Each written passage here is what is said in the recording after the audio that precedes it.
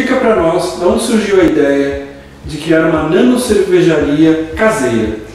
Na verdade, eu faço cerveja desde 2018, né? E aí, com o fluxo de produção aumentando, eu comecei a pensar em aumentar a minha produção, então me profissionalizar um pouco mais.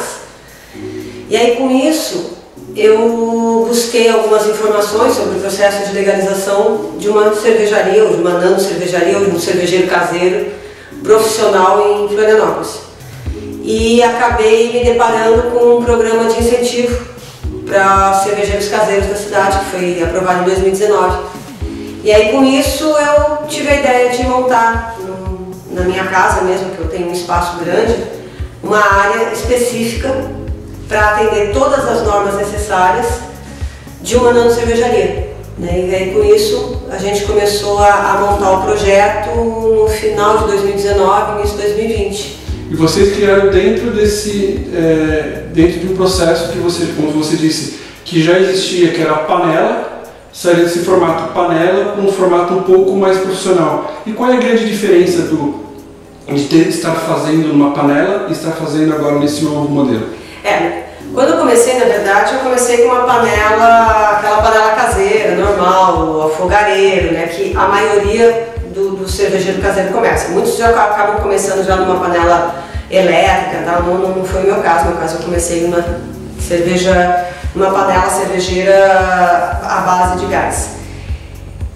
O grande processo, depois que eu migrei para uma panela elétrica, na verdade, o grande processo, a grande diferença disso é justamente o processo, né? É fazer com que o teu processo ele seja mais padronizado possível e fazer com que isso você consiga, mesmo sendo artesanal, você consiga ter o mesmo nível de produto final. Então essa é uma grande diferença, você consegue padronizar o teu processo. Dos estilos que você já fez na época da panela e para os que você faz agora, você continua com a mesma receita ou ao longo nessa mudança você fez alguma alteração nas receitas? Não, na verdade a base das receitas é a mesma. Houveram mudanças, mas mudanças pequenas, ou para ajustar o sabor da cerveja ao qual eu gostaria que chegasse. Mas o processo e a receita é a base desde quando eu comecei a fazer. E quais os estilos que você hoje fabrica aqui? Hoje eu estou fazendo, na verdade são 5 tipos, né? Tem a gente começou com uma IPA e com uma Stout, que são as duas mais antigas. Aí passamos para uma Barley Wine, depois para uma Wheat Beer, que a gente trabalha com cereja e hibisco. E agora a gente recém fez uma nova receita de uma Belgian White para padronizar também a receita no padrão do estilo, né? Então até agora são 5 estilos. Vocês possuem 2 fermentadoras aqui. A quantidade que vocês possuem é o suficiente para você suprir essa necessidade, digamos assim, de mercado, de consumo? Não, na verdade a gente começou pequeno, né? São 2 fermentadores de 250 litros cada um e que dá para eu fazer uma quantidade mínima de cerveja, então produzir cada leva de 250 litros, mas é para começar também a conhecer o mercado, né? A gente está iniciando bem devagar, uma coisa realmente o caseiro, mas num padrão já com registro de marca, mas não uma quantidade absurda que a gente iria de repente não dar vazão para a produção. Então a gente escolheu trabalhar com uma quantidade menor para poder dar vazão também à produção e conhecer todo o processo. Você consegue definir para a gente o que é uma nano-cervejaria caseira? Na verdade, essa denominação ela está justamente colocada no programa de incentivo do projeto de lei de Florianópolis. Ele considera uma nano-cervejaria até 30 mil litros anual. Então, aí, se você for fazer um cálculo, dá um pouco menos do que 3 mil litros mês, né? Então, esse é o processo. E você tem que ter todas as regulamentações, tanto municipais, estaduais quanto federais. Então essa é a regulamentação. Qual foi a grande dificuldade que vocês tiveram, ou se houve alguma dificuldade para criar esse modelo? Na verdade, a maior dificuldade é que não existia modelo. Vocês criaram um modelo a partir de uma ideia? A partir de uma ideia. Na verdade, a gente se baseou em cervejarias grandes. Né? Eu me baseei, na verdade, em modelos de cervejarias grandes, que ou só existe micro cervejarias ou cervejarias já de um porte aí de 70 mil litros e para cima, óbvio, né? Aí sim as mega cervejarias. Então eu me baseei nas micro cervejarias e reduzi o espaço, né? Porque o projeto que a gente desenvolveu aqui é um projeto nosso, não existe esse projeto desenhado dessa maneira. Então foi um projeto desenhado com a nossa arquiteta. E esse projeto ele foi enviado para o MAPA, inicialmente, para os fiscais do MAPA de Santa Catarina, para que eles vissem e verificassem se eu poderia desenvolver esse projeto, né? E aí os fiscais deram um ok, fizeram algumas modificações no processo, e aí foi onde a gente construiu o espaço para atender a demanda das necessidades de fiscalização, de todo o processo burocrático que haveria necessidade de ter. No espaço que vocês possuem aqui, além da nano-cervejaria, na parte de cima existem 3 suítes. Qual é a ideia de que no mesmo espaço você ter uma nano-cervejaria e também ter hospedagem? Na verdade, assim, o terreno onde nós estamos é um terreno grande, né? E uma das exigências do MAPA é que ele fosse um terreno separado. Então nós temos do lado da nossa casa, né, uma área de comum, só que a entrada da nano-cervejaria ela tem que ser separada, então foi isso que foi desenhado o projeto. Para uma outra entrada, na parte de cima nós fizemos 3 suítes, para qual é a ideia?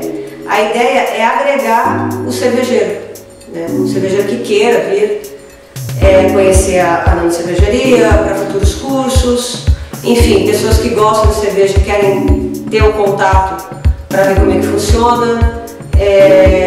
Então a ideia é ter isso integrado. A gente está do lado da praia também, são 800 metros da praia, 5 minutos da praia.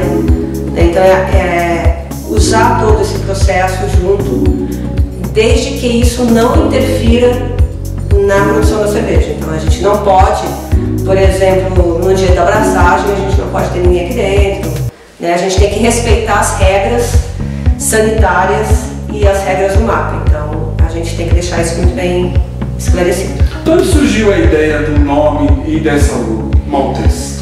Maltês, na verdade, foi uma brincadeira, né, com o nome Malte, que é a base da cerveja, e o Maltês, que é a nossa raça do nosso cachorro mais velho, que tem 18 anos e 4 meses, que é o Floquinho.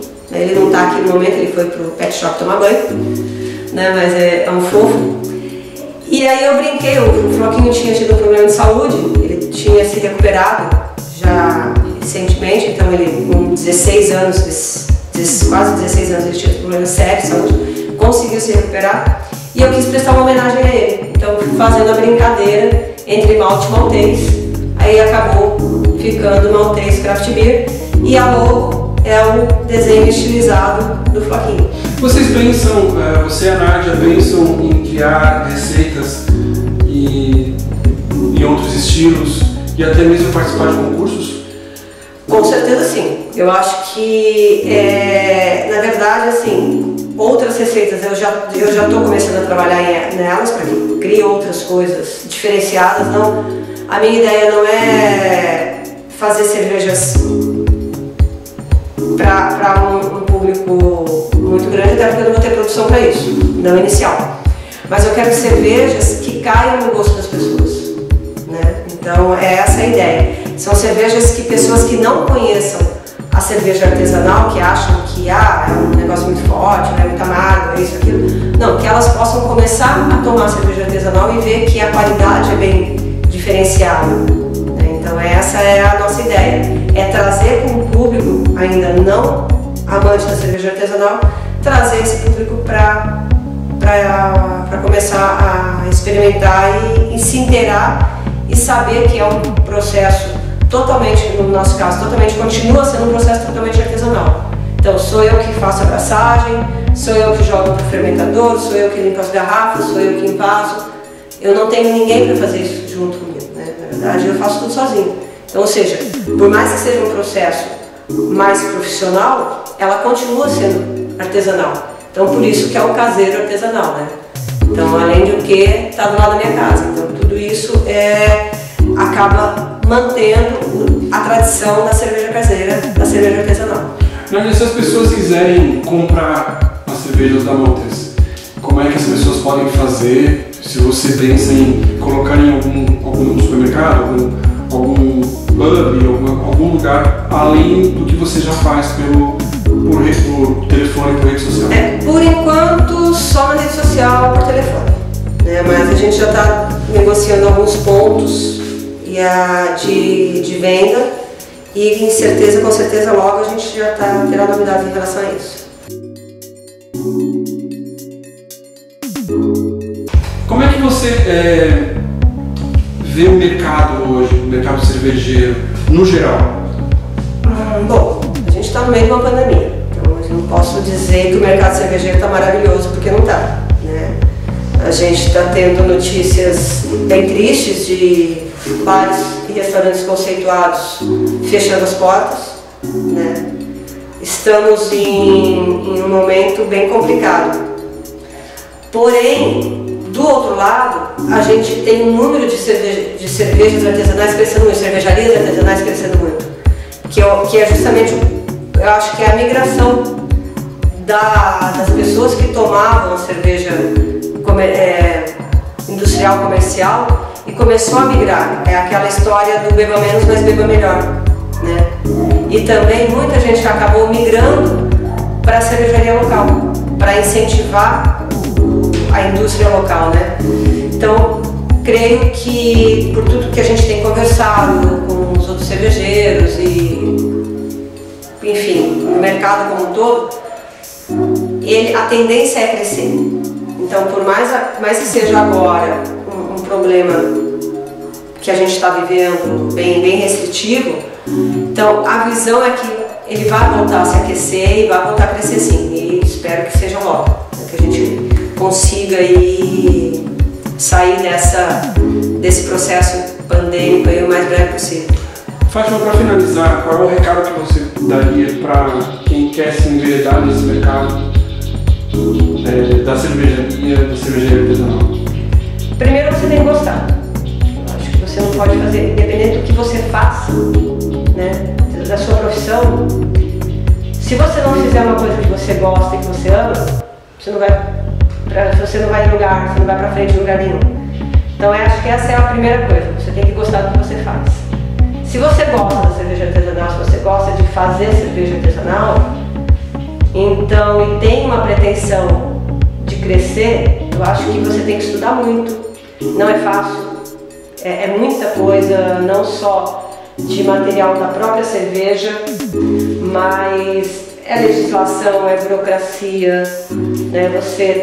A gente vive num país caótico de leis, né? Então você tem que realmente estar apto a estudar. Você tem que estar com vontade de estudar, você tem que estar com vontade de empreender e o mais importante, você tem que gostar de tudo isso. Se você não gostar, não adianta você querer fazer que você não vai ter êxito. De novo, para as pessoas acharem a Maltês, como é que elas fazem? Bom, no Instagram, @maltescraftbeer, no Facebook também, @maltescraftbeer e comigo diretamente no telefone 9948 99652 7776.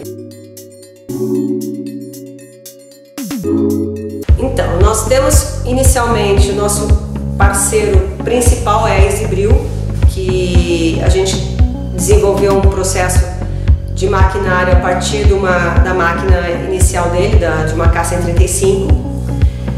E também a Insumos da Ilha, que é onde a gente compra a maioria dos nossos insumos cervejeiros. Temos também acho que um dos nossos grandes parceiros, eu vou dizer assim, bem forte, foi o pessoal do Mapa, que deu muito incentivo pra gente, né? e apoiou em todos os processos. Eles foram super legais em relação às fiscalizações e nos ensinar também muito sobre como deveria ser.